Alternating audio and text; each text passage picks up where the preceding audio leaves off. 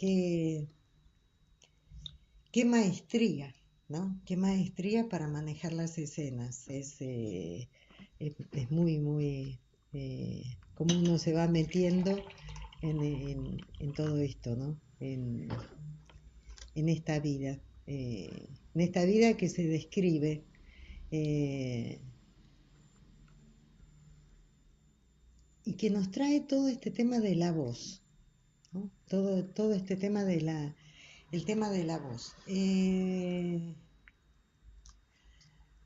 Vamos como un recurso, ¿cómo se llama? Como una herramienta, porque como gira en torno de la voz, vamos a hablar un poquito de esto de la voz. Eh, la voz, al igual que la mirada, es más, la voz es más primigenia que la mirada. O sea, el niño cuando está en el vientre materno siente, escucha la voz de la madre. Entonces ya ahí hay un primer, eh, se anoticia, digamos, ¿no? O sea, sabe quién es la madre. Y cuando nace el bebé, cuando es recién nacido, lo primero que se pone en juego es el olfato de la mamá, o sea, por eso se acerca a uno. Esos van a ser, como animales que nacemos, esos van a ser los primeros recursos con los que contamos para no perdernos, para no alejarnos de la madre. Tengamos en cuenta que hay un cierto tiempo en el que el niño ve todo borroso, ¿sí? O sea que la vista todavía no entra en juego mucho. Sí, pero no tanto. Entonces, el tema de la voz es muy importante y el tema de la voz en sí, que desde el psicoanálisis vamos a decir que es un objeto pulsional, eh, es lo que nos trae la ausencia y la presencia. A veces está, a veces no está. Esto es lo que va a permitir que pueda, de alguna se va estructurando el aparato psíquico, la mente, ¿no? La subjetividad de uno con esas marcas. Entonces, el niño va a poder recordar esa voz para poder tener la presencia de la madre, digamos, para no sentirse, no caer en la angustia, en la desesperación porque esa madre no está. O sea, digamos, natural, por así decir, ese juego de la voz. Entonces, es lo que va a permitir una presencia que se transforma en una ausencia, una ausencia, un ritmo de estar, de no estar. Eso es lo que, andando el tiempo, va a estructurar la representación fónica. Es lo que va a permitir la estructuración del lenguaje. Porque nosotros tenemos que las palabras, por ejemplo, en cualquier oración, incluso lo podemos tomar en una misma palabra, vamos a tener una continuidad que son las vocales, ¿no es cierto? Que el aire sale sin ningún tipo de obstrucción, a, e, i, o, u, y vamos a tener las consonantes que van poniendo un tope. Lo mismo pasa con la separación entre una palabra y otra. Eso nos va dando un corte, Son los primeros encuentros que tenemos con lo que es la realidad.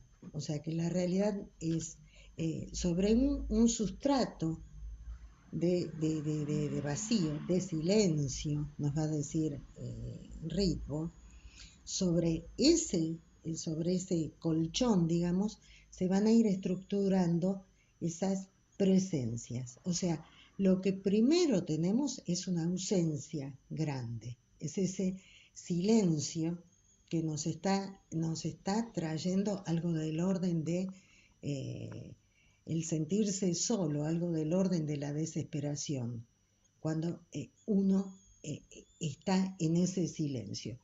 El silencio se siente, el silencio no es vacío de voz, el silencio es presencia de vacío, O sea, uno lo puede haber experimentado en un lugar, supongamos un bosque o en algún lugar donde hay un silencio que se escucha y es angustiante.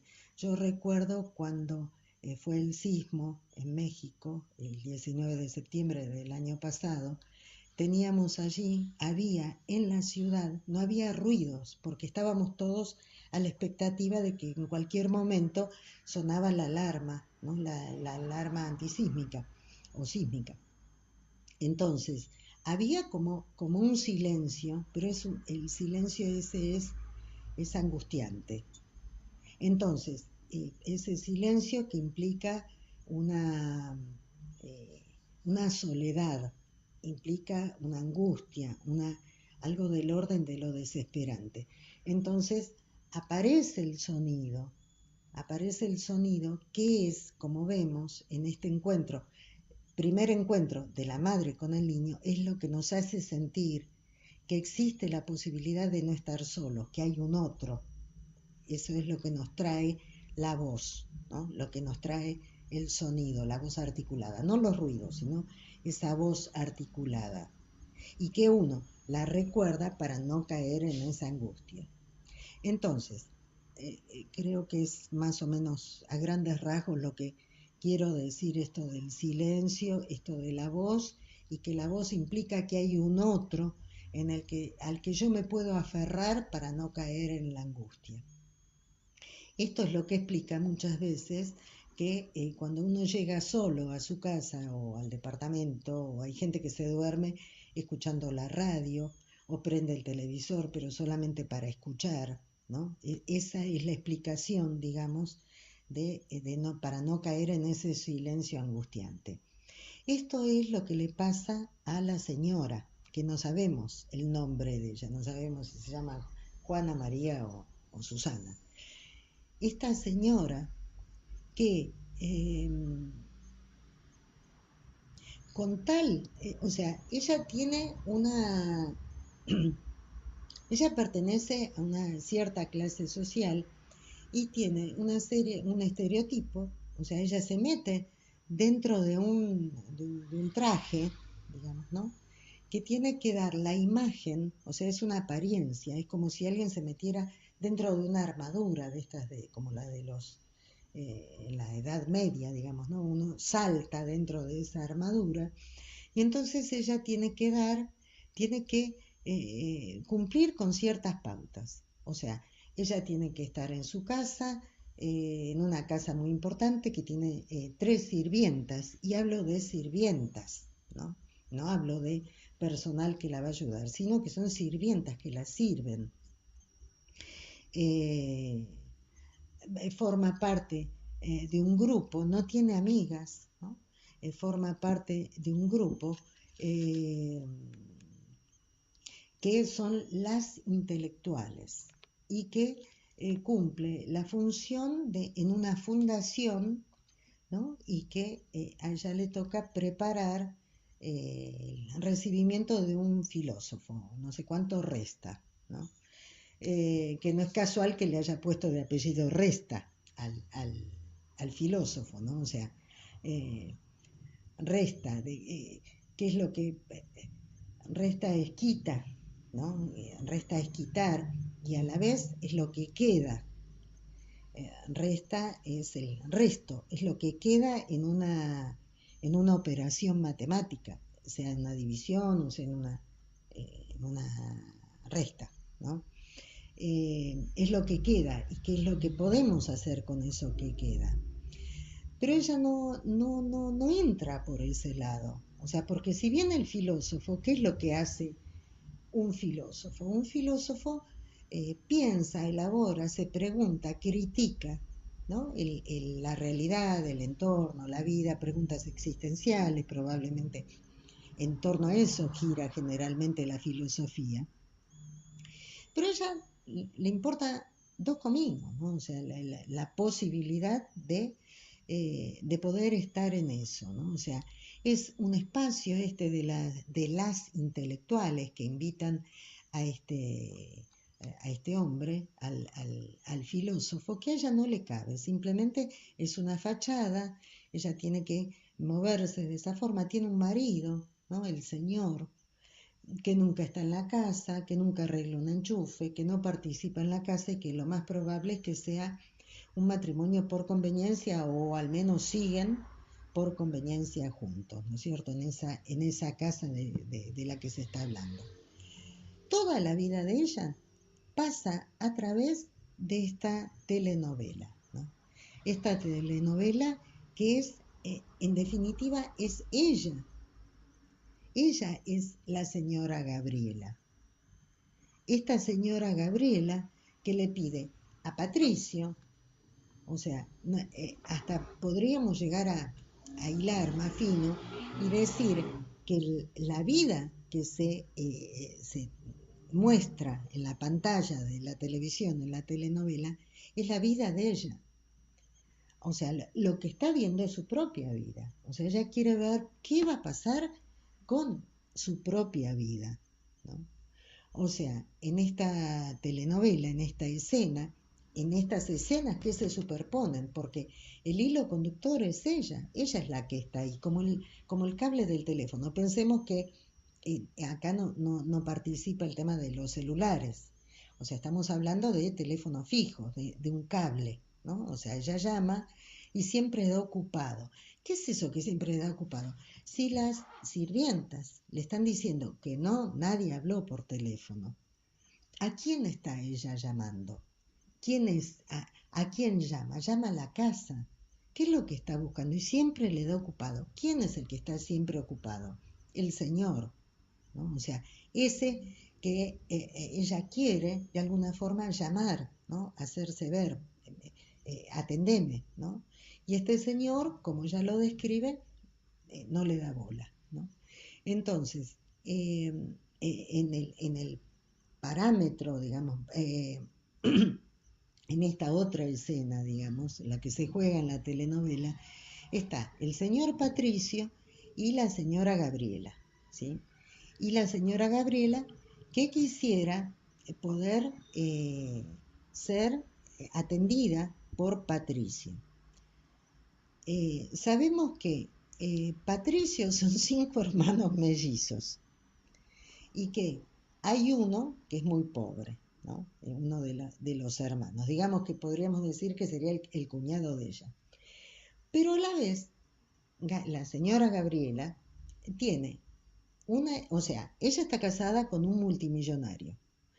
Y ella tiene, si no me equivoco, la hermana de ella, de quien el cura está enamorado, es una mujer que pertenece a una clase baja, o me equivoco, y que se ha casado con el fulano este que era patovica o custodio, una cosa así, que si bien tenía plata, pero era muy, muy bruto, ¿no? O sea que si se enteraba que el cura estaba enamorado de ella, iba a matar a los 3 porque hay un chiquito dando vuelta ahí. ¿Qué es lo que nos está diciendo esto? Al menos estas dos hermanas, Gabriela, Florencia se llamaba la que el cura estaba enamorado, creo que sí. Bueno, Gabriela y Florencia son dos hermanas. Dos hermanas que nos está diciendo que el único objetivo en su vida es crecer, subir en la escala social a través del dinero. Florencia se casa con el custodio este que tiene mucho dinero. Y Gabriela está casada con uno de los 5 mellizos que es multimillonario y que no le da bola, no le presta atención. Entonces lo que nos está diciendo del origen de la señora y también de Gabriela y de Florencia es que pertenecen a una clase muy baja, la misma que pertenecen todas las sirvientas, o sea, esas Aide, Delia y Nelma, todas ellas son sirvientas y ella le enrostra, ¿no?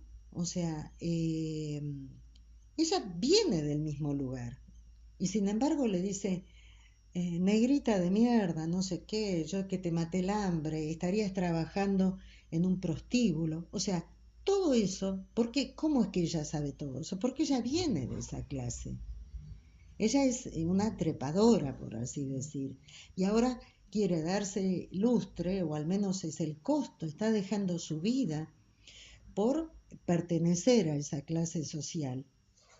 Y es ese el origen de ella, ¿no? Y se lo enrostra todo el tiempo a las sirvientas. Incluso la trata como objeto, ¿no? O sea, como un objeto manipulable, como que te uso y te descarto, ¿no? Digamos, o sea, después que le saca algo vital para ella, como era ver su propia vida en la pantalla, y Nelma accede, ¿no? Si bien le paga 15 días de vacaciones en vez de 10 y toda la historia, pero después la corre, la raja del laburo, ¿no? La echa, le deja el cheque y a otra cosa. Ni siquiera está presente para decirle que estuvo 15 años, ¿no? Conviviendo con ella. Entonces, hace con Nelma lo que probablemente hayan hecho con ella o con su madre o con las mujeres de esta clase social. Entonces, tenemos a Gabriela, es muy cómico la situación, digamos, ¿no? O sea, es hasta irrisoria, digamos, ¿no? Porque el cura que llevaba la pastillita de cianuro por si le agarraba la calentura, dice Nelma, ¿no? Dice la señora. Eh, entonces, ve toda esa situación y se le muere Patricio. Patricio que es el señor, ¿no? O sea, en esta... Paralelo.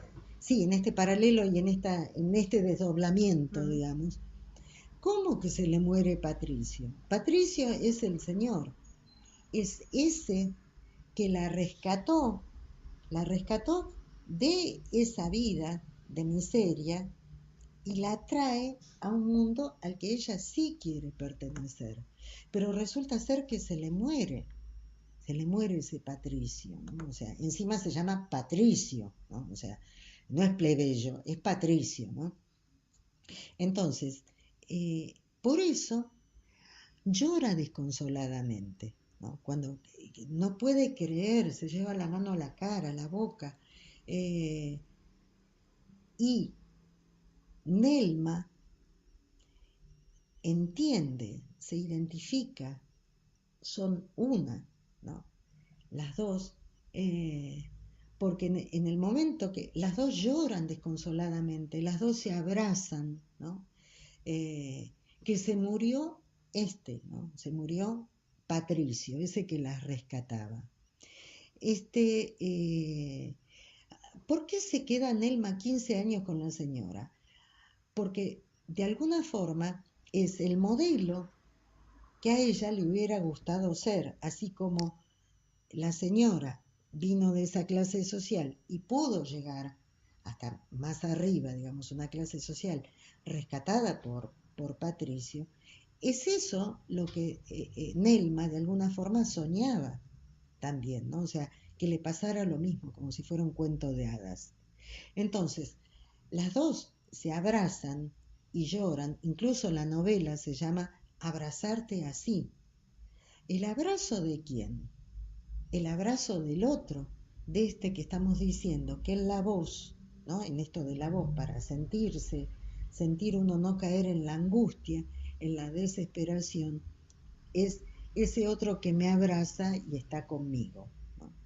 Eh, toda el despliegue que se hace acá no es ni más ni menos que el de la Cenicienta, ¿no? El cuento de la Cenicienta. Es en la adolescencia, las mujeres, las niñas, estamos enamoradas del amor y soñamos con ese príncipe azul, que nos va a rescatar y que nos va a amar y que vamos a ser felices y comer perdices, ¿no? O sea, esa es la idea. Es eso lo que se despliega acá, pero resulta ser que se muere el príncipe. Patricio se muere. Entonces, toda esa construcción que se hizo se desvanece, es una fantasía, es un cuento de hadas, digamos. Podemos llegar a pensar que esta señora, la señora, tiene realmente su propia vida, gira en torno de esta telenovela, ¿no? O sea, ella se mete, hay algo dentro de su forma de ser que no está del todo consistentemente en la realidad, ¿no? O sea, esa realidad que es esta, la de la fachada, la de pertenecer a una clase social alta, no es la vida. Es una vida que a ella viene, podemos llegar a pensar que fue algo impuesto, algo probablemente que haya sido, que ella lo haya absorbido, mamado, por así decir, o de ver a su propia madre en una clase social muy baja, un querer salir de eso. Pero eso tiene que ver con ese deseo de la madre, no es su propio deseo. Su propio deseo es amar, o sea, brindarse al amor, ¿no? Ser amada, eso es lo que ella sueña. Pero resulta ser que el que tiene al lado, que es el Señor, ni bola que le da. Entonces, es una vida muy angustiante, es una vida muy de mucha angustia, muy estresante, digamos. Entonces, la válvula de escape que tiene ella es esta negación de esa realidad y es meterse de lleno en esta telenovela, en esto que permite, de alguna forma, participar, que no es ni más ni menos que comprar la revista Hola. La revista Hola se vende mucho y sobre todo se vende mucho en clases sociales bajas, donde están los príncipes, las princesas, los reyes, muestran los castillos, muestran las casas de Punta del Este, los ricos y famosos, ¿no? Incluso hay programas, ¿no? Las mansiones, no sé qué, porque de alguna forma yo participo de eso, aunque sea en este mundo de fantasía, porque es tan terrible la vida que estoy llevando que necesito al menos un ideal o algo al que yo soñar, ¿no? Esta ensoñación que tal vez algún día pueda llegar a hacerlo, ¿no? Eh, ¿Por qué se queda Nelma? Empezaban sus vacaciones. O sea, ella estaba todos los días de su vida, 24 horas en esa casa, me imagino un caserón, una mansión, una cosa así. Estaba todo 300, bueno, menos las vacaciones, digamos, 300 días al año metida en ese mundo, siendo sirvienta, y entonces empiezan sus vacaciones. Es eso lo que ella le dice. Uno se imagina que va a tomar el bus, entonces debe ir a su propio pueblo, algo que realmente la nutre. Y sin embargo, se juega por la señora, se queda y después la echan. Entonces, ¿qué es lo que le está diciendo? O sea, le confirma, Nelma guarda la esperanza que tal vez a ella le puede llegar a pasar como le pasó a la señora, que fue rescatada por un príncipe azul y bla, bla, bla, y toda la historia. Sin embargo, la señora le firma un cheque y le dice, toma, o sea, de ahí venís y ahí vas a pertenecer y ahí te vas a quedar. O sea, no sueñes, fuera de acá. Esto es solo para los que tenemos dinero, lo que diablo sea. Entonces, es esta desesperación, ¿no? de la señora por poder. Me acuerdo de Freud, innato y lo adquirido, ¿no? Esto de lo innato es el lugar al que uno llega, ¿no? Las condiciones, uno llega a una determinada familia, una determinada comunidad, un determinado grupo, y ese grupo humano me va dando pautas de cómo tengo que vivir la vida. Pensemos en una comunidad de pescadores, en una comunidad de campesinos, lo que sea. Me va dando un manual de cómo tengo que vivir la vida. Ahora, yo me fui armando, fui teniendo experiencias en esta vida, digamos, en esa comunidad. Y entonces, desde ahí va a llegar un determinado momento que yo voy a poder decidir si me quedo con lo innato, o sea, con lo que se me dio, o si pateo el tablero y sigo con mi propia vida y mi propio deseo. Ninguna de las dos, ni Nelma ni la señora, pudieron hacer eso.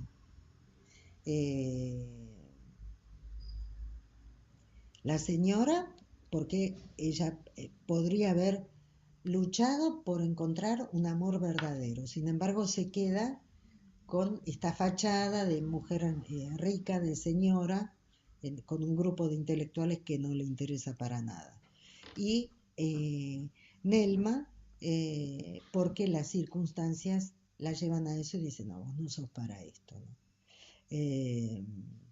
¿no? No pueden entre ellas, a partir de ese abrazo, yo creo que el clímax, ¿no?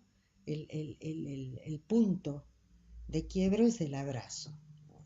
Por eso se llama el cuento Abrazarte así. Yo creo que el clímax del relato es ese, ¿no? Cuando ahí la historia tiende para un lado o para el otro. O sea, probablemente otra salida podría haber sido, bueno, hay una cierta complicidad, entonces la señora sigue con la fachada, pero yo le veo las novelas y entonces después, no sé, alguna salida, por ejemplo. Sin embargo, todo queda como estaba. O sea, esta se queda sin trabajo y la otra sigue siendo con la fachada de la señora. El tema de la voz está todo el tiempo, ¿no? Dando vueltas allí, y cómo necesita la señora que Nelma le cuente el tema de la palabra, que le vaya relatando como un cuento, ¿no? El cuento este que decíamos de estos cuentos de hadas, ¿no? Bueno, creo que por ahí anda la historia.